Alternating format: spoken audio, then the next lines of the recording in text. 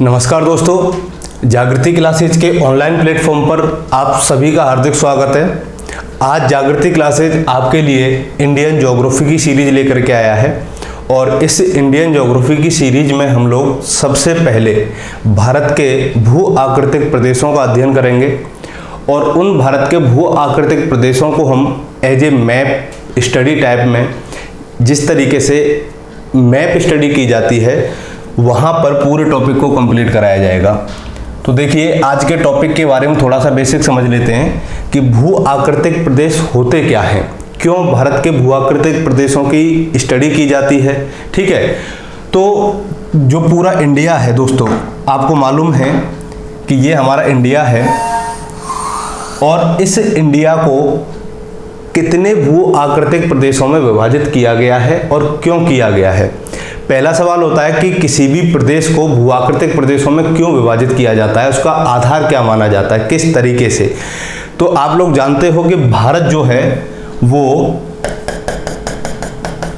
इसके बिल्कुल बीचों बीच में से कर्क रेखा गुजर रही है और इसके दक्षिण का जो भाग है ये उष्ण कटिबंध में आता है और इसके उत्तर का जो भाग है वो उपोष्ण कटिबंध में आता है, उपोष्ण या शीतोष्ण कटिबंध में आता है।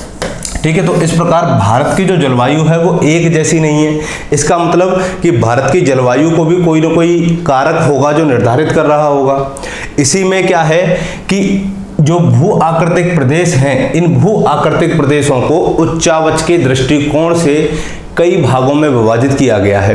अब बात आती है कि उच्चावच क्या होते हैं, तो एक बार हम उन उच्चावचों की चर्चा कर लेते हैं कि उच्चावच क्या होते हैं आपके।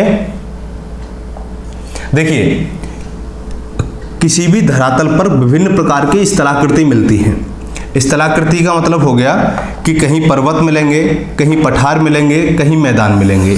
जैसे कि ये कोई धरातल है और इस धरातल पर ये पर्वत हो गए, ये पठार हो गए और ये आपका मैदान हो गया। तो ये तो आपका धरातल हो गया। तो इस धरातल को उच्चावच आधार पर हम तीन भागों में बांट सकते हैं। आप कहीं भी चले जाइए दोस्तों, वहाँ पर आपको ये तीन चीज़ें किसी भी स्थल पर देखने को मिल जाएंगी। या तो कहीं सपाट मैदान होगा, या कहीं पठार होगा, या पर्वत होगा, या कहीं पर पठार और मैदान दोनों साथ साथ होंगे, या कहीं पर मैदान और पर्वत दोनों साथ साथ होंगे, या कहीं पर तीनों साथ साथ होंगे। ठीक है, तो सबसे पहली बात आती है कि पर्वत किसे कहते हैं। ये हमारा पर्वत है। तो पर्वत, पठार और मैदान, इनकी परिभाषा क्या बनती है और इन्हीं के आधार पर किस तरीके से भारत को भौतिक भागों में या फिजियोग्राफिक रीजन्स में डिवाइड किया गया है। तो देखिए, आपको धरातल पर सबसे ऊंची उठी हुई आकृति दिखाई दे रही है। तो धरातल पर सबसे ऊंची उठी हुई आकृति जिसकी ढाल क्या होती है, तीव्र होती है। ये क्या है, इसकी स्लोप है, ढाल है। तो स्लोप क्या हो जाएगी, इसकी तीव्र हो जाएगी। यानी कि अगर यहाँ से किसी वस्तु को नीचे फेंका जाए तो उसको नीचे आने में बहुत अधिक समय नहीं लगेगा। इसका मतलब वो बहुत जल्दी नीचे आएगी। तो इसका मतलब इसकी ढाल क्या हो गई, तीव्र हो गई। तो इसकी डेफिनेशन कैसे बनेगी पर्वत की, कि पर्वत धरातल पर सबसे ऊंचा उठा हुआ भाग होता है जिसकी ढाल तीव्र होती है। इसके बाद आती है बात पठार की। पठार किसे कहते हैं, तो पठार की डेफिनेशन अगर आपको देखनी है तो ये मैदान और पर्वत दोनों के बीच में है। तो पर्वत से नीचा और मैदान से ऊंचा उठा हुआ भाग जिसकी ढाल क्या होती है, मंद होती है, वो क्या कहलाता है, पठार कहलाता है। उसके बाद में मैदान की डेफिनेशन। तो मैदान की डेफिनेशन क्या बनेगी कि धरातल पर समतल भूभाग को क्या कहा जाता है, मैदान कहा जाता है। और किसी भी स्थल की, चाहे वो भारत हो, चाहे विश्व हो, चाहे राजस्थान हो, उत्तर प्रदेश हो, कोई भी पर्टिकुलर स्थान हो, उसको उच्चावच आधार पर ही क्या किया जाता है, भू आकृतिक प्रदेशों में विभाजित किया जाता है। हम लोग भारत के भू आकृतिक प्रदेश पढ़ रहे हैं, तो भारत में हमें ये देखना है कि भारत में कौन कौन से स्थान पर पठार हैं, कहाँ पर मैदान है, कहाँ पर पर्वत हैं। तो इन्हीं आधारों पर पूरे भारत को क्या किया गया है, भौतिक प्रदेशों में विभाजित किया गया है, जो कि हमारा एक पर्टिकुलर टॉपिक है इंडियन ज्योग्राफी का और सबसे इंपॉर्टेंट टॉपिक है दोस्तों ये। तो देखिए, आज शुरू करते हैं हम भारत का भूगोल। टॉपिक है आपका भारत के भू आकृतिक प्रदेश। तो उच्चावच के दृष्टिकोण के आधार पर भारत को 5 भूभागों में विभाजित किया गया है। पहला है उत्तरी तथा उत्तर पूर्वी हिमालय, दूसरा है उत्तरी भारत का विशाल मैदान, तीसरा है प्रायद्वीपीय पठार, चौथा है तटीय मैदान और पांचवा है भारत के द्वीप समूह। दोस्तों बहुत सारी पुस्तकों में इनको 6 भागों में विभाजित किया गया है। उत्तर के विशाल मैदान को अलग से, यहां से थार का मरुस्थल या भारत का मरुस्थल,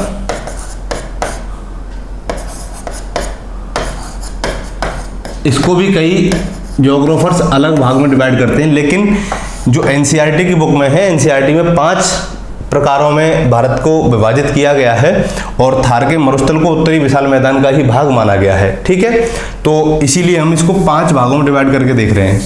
तो सबसे पहली बात यह आती है कि भारत के भू आकृतिक प्रदेशों को आधार पर भारत को कितने भागों में विभाजित किया गया है, तो 5 भागों में। एक बार हम इनको मैप पे देख लेते हैं कि मैप पर इनको किस प्रकार से डिवाइड किया गया है। देखिए ये अपना भारत है, तो मैंने भी आपको बताया था कि उत्तर तथा उत्तर पूर्वी हिमालय, तो ये वाला जो रीजन है दोस्तों अपना, ये तो हो गया अपना क्या, हिमालय। ठीक है, तो ये हो गया उत्तर तथा उत्तर पूर्वी हिमालय। इसके बाद में दूसरा स्थान था भारत का विशाल मैदान, तो ये है आपका इंडो गंगेटिक प्लेन, जिसमें थार मरुस्थल भी शामिल है। ठीक है, ये आ गया, ये आपका जस्ट हिमालय से नीचे क्या है, विशाल मैदान है।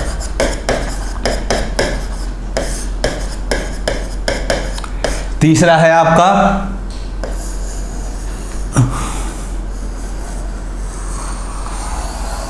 प्रायद्वीपीय पठार, तो दोस्तों ये है आपका प्रायद्वीपीय पठार।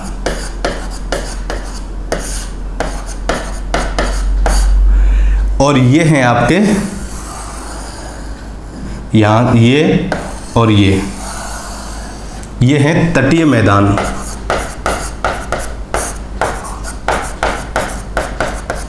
ठीक है, और यहां पर कुछ द्वीप हैं, ये कुछ द्वीप हैं, तो ये हो जाएंगे भारत के द्वीप समूह।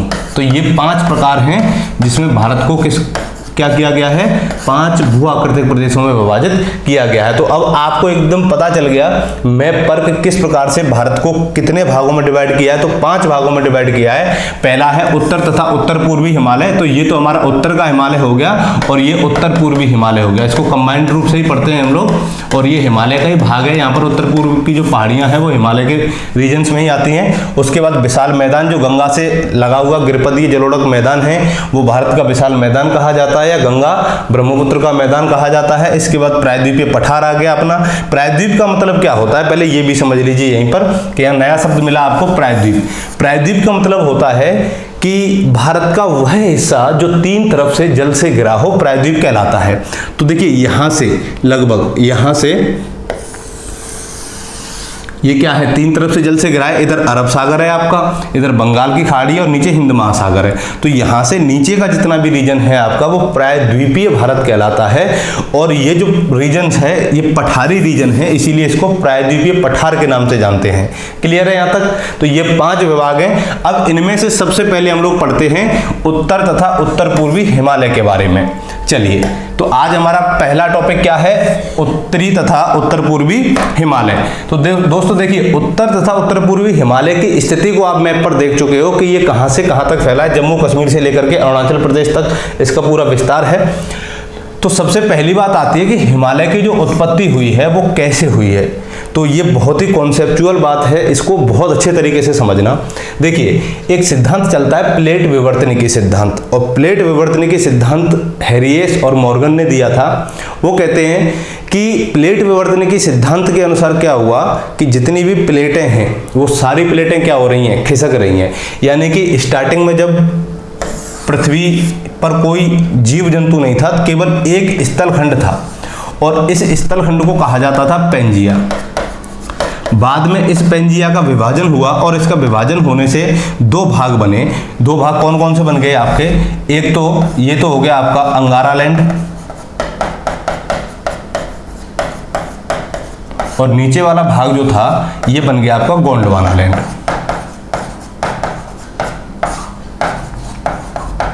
ठीक है। तो अंगारा लैंड और गोंडवाना लैंड, इन दोनों के बीच में एक स्थल खुला रह गया जो बना आपका टेथिस सागर। क्या बना?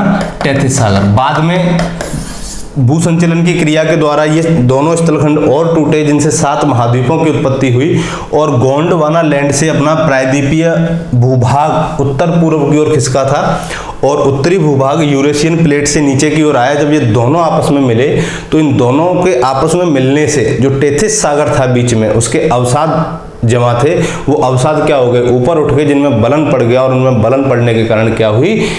भारत में उत्तर पूर्व की ओर हिमालय की उत्पत्ति हो गई। तो ठीक है, तो इसी हिमालय की उत्पत्ति को समझते हैं मैप के तरीके से। देखिए, प्लेट विवर्तन के सिद्धांत के अनुसार इसकी उत्पत्ति कौन से काल में मानी जाती है? टर्शियरी काल में, तृतीय कल्प में। किससे? अल्पाइन भूसंचलन से। अल्पाइन भूसंचलन में क्या हुआ कि उत्तर से तो कौन सी प्लेट आई अपनी? Eurasian plate. दक्षिण से भारतीय प्लेट, या इसे हम इंडो ऑस्ट्रेलियन प्लेट भी कहते हैं। जब ये दोनों प्लेटें एक दूसरे की ओर जा रही थी तो बीच में क्या था आपका? टेथिस सागर था। तो टेथिस सागर में जो अवसाद थे, उन अवसादों में दबाव पड़ने से क्या हुआ? बलन पड़ा, और बलन पड़ने से इस प्रकार से एक स्थलाकृति ऊपर उठी जो किसके नाम से जानी गई? हिमालय के नाम से जानी गई। एक बात यह याद रखना कि हिमालय की उत्पत्ति उत्तर पूर्व में ही क्यों हुई, पश्चिम में क्यों नहीं हुई? तो दोस्तों, जब ये दोनों प्लेटें आपस में टकरा रही थीं तो जो प्रायद्वीपीय भूभाग था उसका जो प्रवाह था भूसंचलन क्रिया के द्वारा उत्तर पूर्व में हुआ था। तो उत्तर पूर्व में प्रवाह होने की वजह से जब जिस तरफ ये जाएगा उसी तरफ क्या होंगे? बल लगेगा। तो उत्तर पूर्व की ओर बल लगा तो उत्तर पूर्व में ही वलन पड़ेंगे। तो इसीलिए हिमालय की जो उत्पत्ति थी वो कौन सी दिशा में हुई? भारत के उत्तर पूर्व में हुई। क्लियर है यहाँ तक? तो पहला पॉइंट क्या है कि हिमालय की उत्पत्ति कैसे हुई है? तो क्या कहोगे? यूरेशियन प्लेट तथा भारतीय प्लेट जब आपस में टकराई तो टेथिस सागर में अवसादों में बलन पड़ा, जिसके कारण हिमालय की उत्पत्ति हुई। तो ये इसकी रियल इमेज है। देखिए, ये आपकी यूरेशियन प्लेट है और ये आपकी इंडियन प्लेट है। तो देखिए, ये इंडियन प्लेट जो थी इसका घनत्व अधिक था। क्या था? इसका घनत्व अधिक था। तो इसका घनत्व अधिक है, तो घनत्व अधिक होने की वजह से दोस्तों इंडियन प्लेट यूरेशियन प्लेट के नीचे दबी, और ये आपकी यूरेशियन प्लेट है, और बीच में जो था ये आपका टेथिस सागर था। ठीक है। तो जब दोनों प्लेट आपस में मिली तो यहां पर टेथिस सागर में क्या था? अवसाद पड़े थे, और अवसाद पड़े थे तो इन दोनों प्लेटों के मिलने से वो अवसाद ऊपर की ओर उठे, अर्थात उनमें वलन आ गया और इस प्रकार की ये आकृति बन गई। तो ये किसका निर्माण हुआ? हिमालय का निर्माण हुआ। तो ये तो थी दोस्तों इसकी उत्पत्ति। तो सबसे पहला पॉइंट आपका क्या था? उत्पत्ति। तो उत्पत्ति आपको समझ में आई कैसे हुई? प्लेट विवर्तन की सिद्धांत क्या कहता है कि हिमालय पर्वत की उत्पत्ति यूरेशियन प्लेट और भारतीय प्लेट के टकराने से टेथिस सागर में जो अवसाद पड़े थे उन अवसादों में वलन पड़ने के कारण हुई है।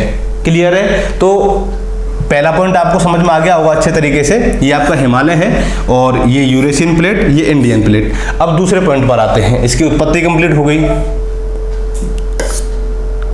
अब इसकी विशेषताएं देख लेते हैं कुछ कि हिमालय की विशेषताएं क्या हैं। ठीक है, देखिए हिमालय का जो विस्तार है वो इस प्रकार से है, ऐसे। तो ये तो हो गया आपका उत्तर में और ये हो गया पूर्व में।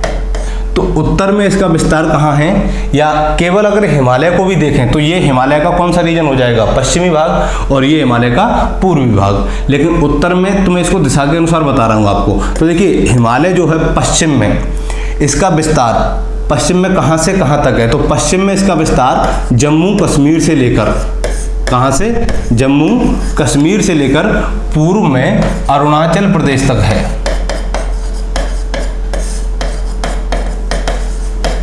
तो पहला पॉइंट तो आपको ये याद रखना है कि हिमालय का जो विस्तार है वो पश्चिम में जम्मू कश्मीर से पूर्व में अरुणाचल प्रदेश तक है। पहला पॉइंट। दूसरी बात आती है कि पश्चिम में हिमालय की जो चौड़ाई है वो क्या है? अधिक है, जबकि पूर्व में हिमालय की चौड़ाई क्या है? कम है। तो इस चौड़ाई के कम होने के पीछे रीजन क्या है? तो देखिए पश्चिम में चौड़ाई अधिक है, अधिक होने का मतलब है कि इधर दबाव बल कम लगा, यानी कि जब प्लेटें आपस में टकरा रही थी तो पूर्व की ओर ही ज्यादा गमन कर रही थी, तो पूर्व की ओर जब गमन कर रही थी तो बल सबसे ज्यादा किधर लगेगा, पूर्व की ओर लगेगा। तो पश्चिम में प्लेटों के दबाव बल के कम होने के कारण इसकी चौड़ाई अधिक हो गई, और चौड़ाई अधिक होने की वजह से इनकी ऊंचाई क्या रह गई, कम रह गई। तो दोस्तों देखिए, जब कोई चीज, दो चीजें आपस में गति करेंगी और वो आपस में टकराएंगी, तो जिस दिशा में वो गति कर रही हैं उसी दिशा में बल ज्यादा लगेगा। तो इसीलिए पश्चिम वाला भाग क्या रह गया, यहाँ दबाव बल कम लगने से इसकी चौड़ाई तो हो गई अधिक, ऊंचाई हो गई कम। लेकिन पूर्व में इसकी यहाँ दबाव बल क्या लगा, अधिक लगा, तो दबाव बल यहाँ अधिक लगने के कारण इसकी चौड़ाई क्या हो गई, कम। क्योंकि जब दबाव ज्यादा लगेगा तो जो नीचे अंदर की तरफ जो भी बलन, जो भी अवसाद हैं वो क्या होंगे, ज्यादा बलित होंगे, और ज्यादा बलित होंगे तो ऊपर उठेंगे। तो ऊपर उठे तो चौड़ाई कम होने की वजह से इसकी ऊंचाई क्या हो गई, अधिक हो गई। आपको देखना है कि इसी पूर्वी हिमालय में ही, यानी कि हिमालय के पूर्वी भाग में ही इसकी सबसे ऊंची चोटियां पाई जाती हैं, चाहे वो माउंट एवरेस्ट हो, कंचनजंगा हो, मकालू हो, धौलागिरी हो, ये सारी चोटियां किधर है, पूर्व में। पश्चिम में आपको सिर्फ एक चोटी मिलेगी, वो भी माउंट K2, ठीक है। अब ये देख लेते हैं कि पश्चिम में इसकी जो चौड़ाई है वो कितनी है, 400 किलोमीटर है। पूर्व में हिमालय की चौड़ाई कितनी है, 160 किलोमीटर है। तो यहाँ एक एक पॉइंट याद रखना आप कि पश्चिम में हिमालय की चौड़ाई 400 किलोमीटर, पूर्व में 160 किलोमीटर, और पश्चिम में ये अधिक चौड़ा है, कम ऊंचा है। क्यों? क्योंकि पश्चिम में दबाव बल कम लगा, पूर्व में ये कम चौड़ा है, अधिक ऊंचा है क्योंकि दबाव बल अधिक लगा। ये रीजन्स भी हो गए इसके। अब दूसरी बात आती है इसके विस्तार की, कि हिमालय का जो विस्तार है ये कहाँ से कहाँ तक है। तो उत्तर में इसका विस्तार जम्मू कश्मीर में, और उत्तर पूर्व में अरुणाचल प्रदेश, यानी कि उत्तर में जम्मू कश्मीर से लेकर के उत्तर पूर्व में अरुणाचल प्रदेश तक हिमालय का विस्तार है। इसकी कुल लंबाई कितनी है, तो दोस्तों हिमालय की जो कुल लंबाई है वो 2500 किलोमीटर है, 2500 किलोमीटर है। ये याद रहेगा आपको। उम्मीद कर रहा हूं कि ये पॉइंट आपकी समझ में आ गया होगा अच्छे तरीके से। अगला पॉइंट आता है आपका, चलिए अब बात आती है, ये हिमालय के बारे में बेसिक जानकारी हमने देखी, इसका विस्तार, इसकी लंबाई, इसकी विशेषताएं, ठीक है, इसकी उत्पत्ति, ये तो बेस था आपका हिमालय का। अब इसी हिमालय को क्या किया गया है, विभाजित किया गया है। और विभाजित कितने रीजन्स में किया गया, तो सबसे पहले विभाजन का जो आधार होता है दोस्तों, किसी भी स्थलखंड के दो विभाजन किए जाते हैं। एक तो भौतिक आधार पर विभाजन किया जाता है और एक प्रादेशिक आधार पर विभाजन किया जाता है। तो सबसे पहले हम भौतिक विभाजन देखते हैं इसका, कि किस प्रकार से हिमालय का भौतिक विभाजन किया गया है। तो देखो,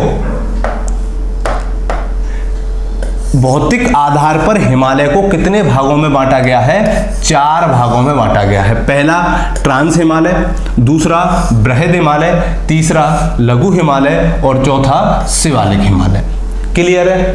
4 पार्ट याद रहेंगे। भौतिक आधार पर हिमालय को कितने भूभागों में, कितने भौतिक प्रदेशों में विभाजित किया है, 4 में। पहला है आपका ट्रांस, दूसरा बृहद, तीसरा लघु, चौथा शिवालिक। अब इनका ये क्रम है, यानी कि जैसे ही हम उत्तर से दक्षिण, नॉर्थ टू साउथ अगर हम हिमालय की यात्रा करेंगे तो हमें इस प्रकार से इसकी आकृति दिखाई देगी। तो देखिए, उत्तर में सबसे पहले क्या है, पामीर की गांठ है, या हम इसे पामीर का पठार भी कहते हैं, ठीक है। पामीर की गांठ बोल लो या पामीर का पठार। इसको संसार की छत भी कहा जाता है, संसार की छत, रूफ ऑफ वर्ल्ड। तो सबसे पहले हमारा कौन सा हिमालय है, ट्रांस हिमालय। ट्रांस, ये बृहद हिमालय, ये लघु हिमालय और ये शिवालिक हिमालय। अब इनको चारों को अलग अलग किया है, तो इन चारों को कोई ना कोई ऐसी संरचना जरूर होगी दोस्तों जो अलग कर रही होगी, तभी इनका विभाजन संभव है। अगर ये अलग नहीं होते तो इनका विभाजन संभव नहीं होता। इसका मतलब कि इन सभी हिमालय के मध्य में कोई ना कोई संरचना स्थित है। तो देखिए, ये जो हमारा ट्रांस हिमालय है, तो ट्रांस हिमालय को बृहद हिमालय से अलग करने वाली जो संरचना होती है वो होती है ITSZ। ITSZ का मतलब हो गया कि इंडस सांगपो सल्चर जोन, यानी कि ट्रांस हिमालय और बृहद हिमालय के बीच में जो संरचना है वो ITSZ कहलाती है। इसका मतलब कि इसके बीच में से सिंधु नदी और पूर्व की ओर सांगपो नदी, तिब्बत में ब्रह्मपुत्र को सांगपो के नाम से जानते हैं, तो वो नदियां गुजर रही हैं, तो इन्हीं के आधार पर इसको बोल दिया गया इंडस सांगपो सल्चर जोन। ठीक है, तो पहला सवाल क्या बन सकता है कि ट्रांस हिमालय को बृहद हिमालय से अलग करने वाली संरचना कौन सी है, तो ITSZ। दूसरी बात आती है बृहद हिमालय को लघु हिमालय से अलग करने वाली संरचना, तो इन दोनों के मध्य में MCT का मतलब है मेन सेंट्रल थ्रस्ट। तो बृहद हिमालय को या महान हिमालय को लघु हिमालय से कौन अलग करता है, MCT अलग करता है, मेन सेंट्रल थ्रस्ट अलग करता है। इसके बाद में लघु हिमालय को शिवालिक हिमालय से अलग करने वाली संरचना MBF कहलाती है, और इस MBF संरचना को कहा जाता है मेन बाउंड्री फॉल्ट। ठीक है, अब हिमालय के बाद में ऐसा नहीं है कि पूरा रीजन खत्म हो जाएगा, केवल हिमालय पढ़ेंगे।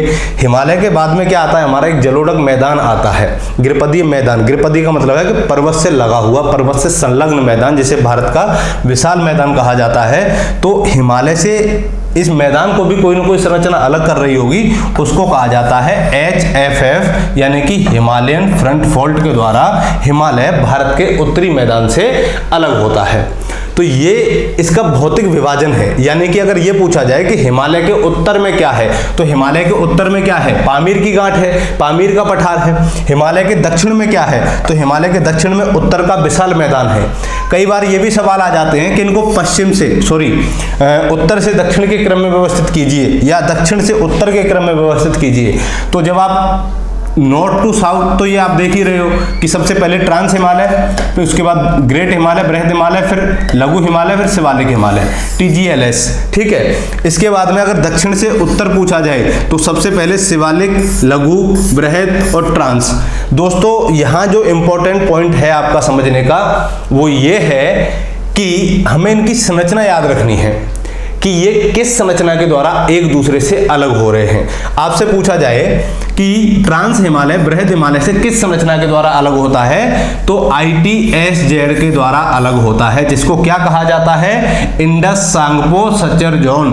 दूसरा है ग्रेट हिमालय लघु हिमालय से किस संरचना के द्वारा अलग होता है, MCT अर्थात मेन सेंट्रल थ्रस्ट। लघु हिमालय शिवालिक हिमालय से किस संरचना के द्वारा अलग हो रहा है, MBF अर्थात main boundary fault. Shivalik Himalaya Bharat के उत्तरी मैदान से किस संरचना के द्वारा अलग हो रहा है, हिमालयन फ्रंट फॉल्ट। तो आपको ये क्रम याद रखना है और इनकी ये संरचना याद रखनी है। मैं उम्मीद करता हूं दोस्तों इस तरीके से आपकी ये इमेज सेट की गई है ताकि एक बार में ही आपके दिमाग में सीधी सेट हो जाए, आपको बार बार रटने की आवश्यकता ना पड़े। ठीक है, तो ये हो गए हमारे हिमालय का भौतिक विभाजन। अभी आगे इनके बारे में विस्तार से पढ़ेंगे, ट्रांस हिमालय क्या है, बृहद हिमालय क्या है, लघु हिमालय क्या है, शिवालिक हिमालय क्या है। अब देखो एक बार इसी संरचना को हम पर्वतीय आधार पर देख लेते हैं। चलिए,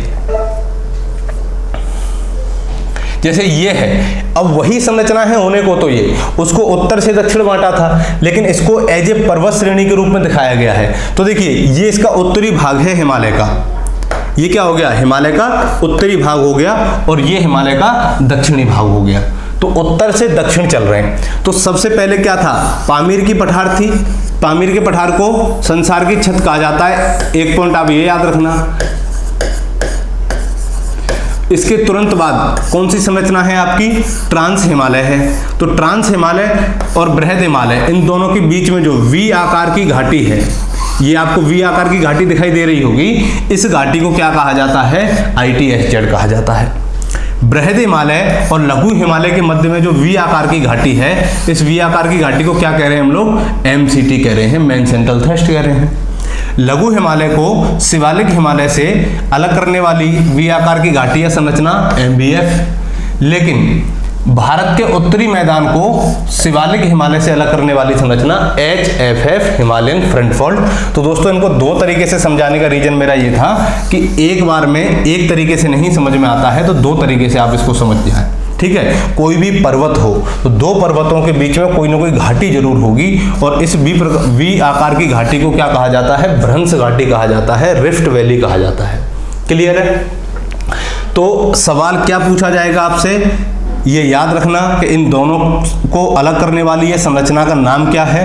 तो ट्रांस हिमालय को वृहद हिमालय से ITSZ, वृहद को लघु से MCT, लघु हिमालय को शिवालिक से MBF और शिवालिक को उत्तरी मैदान से HFF। ठीक है, तो उम्मीद कर रहा हूं कि हिमालय का ये भौतिक विभाजन आपको अच्छे तरीके से समझ में आ गया होगा। दोस्तों कोशिश करना हमेशा कि हमें रटनी नहीं है चीजें। ज्योग्राफी एक ऐसा सब्जेक्ट है जो कॉन्सेप्ट से क्लियर होता है।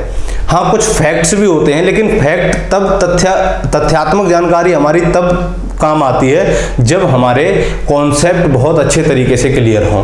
तो यहाँ मैंने पूरी कोशिश की है कि आपका एक एक कॉन्सेप्ट क्लियर हो, जिससे आपको रटना ना पड़े। कोई भी एग्जाम हो दोस्तों जिसमें इंडियन ज्योग्राफी आती हो, मैं दावा करता हूं आपसे कि आप उसमें अधिक से अधिक मार्किंग लेकर के आएंगे। ठीक है, अगर एक बार इस पूरी सीरीज को अच्छे तरीके से आपने देख लिया, समझ लिया, तो अब ये तो बात हो गई किसकी, हमारी भौतिक विभाजन की। अब आगे आते हैं। अब आ रहा है हमारा हिमालय का प्रादेशिक विभाजन। प्रादेशिक विभाजन, प्रादेशिक विभाजन का मतलब होता है कि इसको प्रदेशों के आधार पर विभाजित किया गया है और उसको विभाजित करने के लिए किन चीजों को आधार माना है। तो दोस्तों जिस प्रकार से भौतिक आधार पर हिमालय को 4 भागों में बांटा, पहला ट्रांस हिमालय, दूसरा बृहद, तीसरा लघु और चौथा शिवालिक, उसी प्रकार 4 भागों में प्रादेशिक आधार पर भी हिमालय को विभाजित किया जाता है। यह बहुत इंपॉर्टेंट पॉइंट है जहां से सवाल पूछा ही जाता है हर वर्ष। ठीक है, तो देखिए प्रादेशिक आधार पर हिमालय को 4 भागों में वर्गीकृत किया गया है। पहला है आपका पंजाब हिमालय, दूसरा है कुमाऊं हिमालय, तीसरा है नेपाल हिमालय और चौथा है असम हिमालय। क्लियर है? तो दोस्तों सबसे पहली बात आती है कि पंजाब हिमालय। तो पंजाब हिमालय कौन से हिमालय को हम लोग कहते हैं? तो दोस्तों आपने सिंधु नदी देखी होगी, सिंधु नदी से लेकर के सतलज नदी तक के मध्य में हमारे हिमालय का जो हिस्सा आता है उसे हम कहते हैं क्या? पंजाब हिमालय। ठीक है, सिंधु नदी से, याद रखना ये नदियां पूछी जाती हैं आपसे परीक्षा में, यहां से सीधे तौर पर सवाल निकलते हैं कि पंजाब हिमालय का विस्तार कहां से कहां तक है। तो सिंधु से सतलज नदी के मध्य में पंजाब हिमालय है। कुमाऊं हिमालय, कुमाऊं हिमालय सतलज नदी से काली नदी के मध्य में है। नेपाल हिमालय काली नदी से तीस्ता नदी के मध्य में है और असम हिमालय तीस्ता नदी से ब्रह्मपुत्र नदी के मध्य में है। ठीक है, अब दूसरी बात, सिंधु नदी से लेकर के सतलज नदी के बीच में पंजाब हिमालय है, जिसका विस्तार कितने किलोमीटर में है, यानी कि ये कितना फैलाव है इसका। तो दोस्तों 560 किलोमीटर में पंजाब हिमालय फैला है, जो कश्मीर और हिमाचल प्रदेश में आता है। आपको याद रखना है कि पंजाब हिमालय का जो विस्तार है वो कश्मीर और हिमाचल प्रदेश में है, जिसकी कुल लंबाई 560 किलोमीटर है। क्लियर है आपका यहां तक? दूसरी चीज, पंजाब हिमालय में हमारी कौन कौन सी श्रेणियां आती हैं? तो आपने काराकोरम श्रेणी, लद्दाख श्रेणी, जोस्कर श्रेणी, ये तीनों श्रेणी ट्रांस हिमालय का भाग हैं। लेकिन प्रादेशिक आधार पर जब इसका विभाजन किया गया तो ये किस में आ गई? पंजाब हिमालय में। धौलाधर श्रेणी, तो धौलाधर जो श्रेणी है, ये धौलाधर श्रेणी है आपकी लघु हिमालय की। ठीक है, तो पंजाब ट्रांस हिमालय की और लघु हिमालय की ये श्रेणियां किसमें आ गई आपकी? पंजाब हिमालय में। और यहीं पर एक चोटी स्थित है काराकोरम श्रेणी में, कौन सी? माउंट केटू। तो माउंट केटू कौन सी श्रेणी में स्थित है? काराकोरम कौन से पर्वत में स्थित है? ट्रांस हिमालय। तो माउंट केटू जो है वो भारत की सबसे ऊंची चोटी है। क्या? भारत की सबसे ऊंची चोटी। आपसे पूछा जाए तो क्या बोलोगे? माउंट केटू, जिसे गॉडविन ऑस्टिन भी कहा जाता है। ठीक है, तो ये आपका पंजाब हिमालय रहा। तो पंजाब हिमालय को एक बार फिर से समझ लीजिए कि इसका विस्तार सिंधु से सतलज के मध्य में है, इसकी कुल लंबाई 560 किलोमीटर है, इसका विस्तार कश्मीर और हिमाचल प्रदेश में है।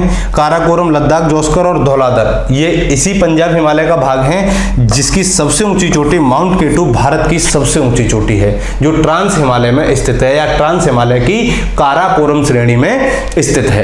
क्लियर है? उम्मीद कर रहा हूं कि आपको पंजाब हिमालय अच्छे तरीके से समझ में आ गया होगा। दूसरा है आपका कुमाऊं हिमालय। कुमाऊं हिमालय यानी कि हिमालय का जो हिस्सा उत्तराखंड में आता है उसे हम कुमाऊं हिमालय के नाम से जानते हैं। और कुमाऊं हिमालय का जो विस्तार है वो सतलज और काली नदी के मध्य में है। किसके मध्य में दोस्तों? सतलज और काली नदी के मध्य में है।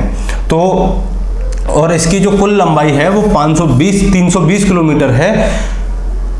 और कुमाऊं हिमालय की सबसे ऊंची चोटी कौन सी है अगर आपसे पूछा जाए तो नंदा देवी कुमाऊं हिमालय की सबसे ऊंची चोटी है। क्लियर है? तो देखिए कुमाऊं हिमालय का विस्तार किन दो नदियों के मध्य में है, सवाल आ जाए ये, तो सतलज और काली के मध्य में। इसकी कुल लंबाई 320 किलोमीटर, इसका विस्तार उत्तराखंड में, इसकी सबसे ऊंची चोटी नंदा देवी जो उत्तराखंड में स्थित है। इसके बाद तीसरा हिमालय आता है आपका नेपाल हिमालय। नेपाल हिमालय का विस्तार है काली नदी से लेकर के तिस्ता नदी तक। तिस्ता ब्रह्मपुत्र की सहायक नदी है, तो काली से तिस्ता तक इसका विस्तार है। तो इसकी कुल लंबाई है 800 किलोमीटर, यानी कि इन हिमालय में सबसे अधिक लंबाई वाला हिमालय कौन सा है? नेपाल हिमालय है। क्लियर है? कितनी लंबाई है? 800 किलोमीटर। इसका विस्तार कहाँ है? नेपाल और सिक्किम में है। नेपाल और सिक्किम, यानी कि हम इसको अंतर्राष्ट्रीय हिमालय के नाम से भी कह सकते हैं, क्योंकि ये नेपाल और सिक्किम भारत का हिस्सा है, नेपाल अलग देश है। ठीक है। दूसरी चीज, तो नेपाल हिमालय की सबसे ऊंची चोटी माउंट एवरेस्ट है, जिसकी ऊंचाई है 8850 मीटर। इसके बाद में कंचनजंगा। तो दोस्तों कंचनजंगा सिक्किम और नेपाल की सीमा पर स्थित है, जो कि भारत में स्थित हिमालय की सबसे ऊंची चोटी है। माउंट केटू आपकी पीओके में आती है, इसलिए ये भारत में स्थित नहीं है, जबकि कंचनजंगा भारत में स्थित हिमालय की सबसे ऊंची चोटी है। ठीक है। कहाँ है? सिक्किम में। धौलागिरी और मकालू इसकी चोटियां हैं। अब यहां से सवाल क्या बनेगा? पहला सवाल तो आपका यही बनेगा कि प्रादेशिक आधार पर हिमालय का कौन सा भाग सबसे अधिक लंबा है या विस्तृत है, तो वो आपका नेपाल हिमालय है, जिसकी ऊंचाई 800 किलोमीटर, जिसकी लंबाई 800 किलोमीटर है। दूसरा क्या बनेगा कि नेपाल हिमालय का विस्तार क्या है, तो नेपाल हिमालय का जो विस्तार है वो काली नदी से लेकर के तिस्ता नदी के बीच में है। तीसरा, अगर राज्यों में इसका विस्तार पूछे तो नेपाल में और सिक्किम में, तो नेपाल में इसकी चोटी माउंट एवरेस्ट, धौलागिरी और मकालू हैं, जबकि कंचनजंगा कहाँ है? सिक्किम में और नेपाल के बॉर्डर पर है। ठीक है। तो ये हमारा नेपाल हिमालय हो गया। अब अगला पार्ट आता है असम हिमालय। असम हिमालय का मतलब है कि हिमालय का जो भाग तिस्ता नदी और ब्रह्मपुत्र नदी के मध्य में स्थित है वो असम हिमालय के नाम से जाना जाता है, जिसकी कुल लंबाई 750 किलोमीटर है। ठीक है। इसके नाम से पता चल रहा है असम हिमालय, इसका मतलब भारत के पूर्वोत्तर भाग में हिमालय का भाग, जिसमें एक तो असम आ गया, असम के साथ साथ अरुणाचल प्रदेश। ठीक है। तो असम और अरुणाचल प्रदेश में इस हिमालय का विस्तार है। और असम हिमालय की सबसे ऊंची जो चोटी है वो नामचा वरवा है, जहां से सिंधु नदी भारत में प्रवेश करती है। ठीक है। तो अब देखिए एक सवाल यहां से और पूछा जा सकता है, वो क्या पूछा जाएगा कि लंबाई के आधार पर हिमालय को आरोही या अवरोही क्रम में व्यवस्थित कीजिए। अगर आपको यह पता है कि असेंडिंग और डिसेंडिंग ऑर्डर, यानी कि आरोही क्रम क्या होता है? आरोही क्रम होता है आपका बढ़ता हुआ क्रम। इसका मतलब 1 2 3 4 5। एक हो गया आपका अवरोही क्रम। अवरोही का मतलब होता है घटता हुआ क्रम। और मान लीजिए आपको ये दोनों सवाल दे दिए गए कि हिमालय को आरोही क्रम में व्यवस्थित कीजिए, तो आरोही का मतलब जो सबसे कम विस्तारित है। तो मैं यहां पर एक बार इसको काट देता हूं।